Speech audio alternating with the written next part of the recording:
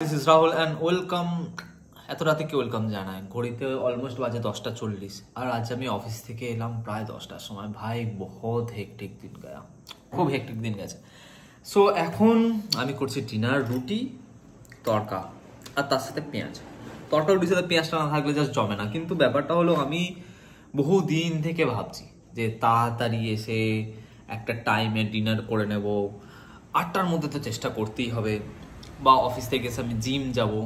ভাই হচ্ছেই না, এত লেট হয়ে যাচ্ছে অফিস থেকে ফিরতে, তার মধ্যেই 10:30টার সময় ডিনার করা, আবার সকালবেলা উঠে ছোট মানে যারা এই ধরনের আমাদের মতো জব করে না, মানে সকালে যাও রাতে আসো, তাদের পার্সোনাল লাইফ বলতে কিচ্ছু থাকে না। না সে নিজের কাছে টাইম দিতে পারে, না ফ্যামিলির কাছে টাইম দিতে পারে। ফ্যামিলির দিক থেকে কমপ্লেন, অফিসের ঝামেলা ছেড়ে দিলাম, বাট প্রোডাক্টিভ টাইম কিন্তু খুব কম থাকে। তো এই সবের মাঝখানে টাইম বার করাটা ইজ ভেরি টাফ। এই যেমন 10:30টার পর থেকে টাইমটা এখন আমার টাইম, বাট এই টাইমটা আমি কি করবো ঘুমানো ছাড়া? এটা তো তার মধ্যে একটাই উপায় থাকে, সেটা হলো সকালে একটু তাড়াতাড়ি উঠতে, যেটুকু টাইম বার করা যায়।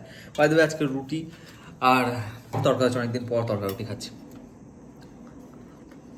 তোমাদের আজকে দিন কেমন গেল তোমরা শেয়ার করো। By the way I am a banker by profession, আর ব্যাংকারদের লাইফ ভাই আলাদা লেভেল চলে গেছে।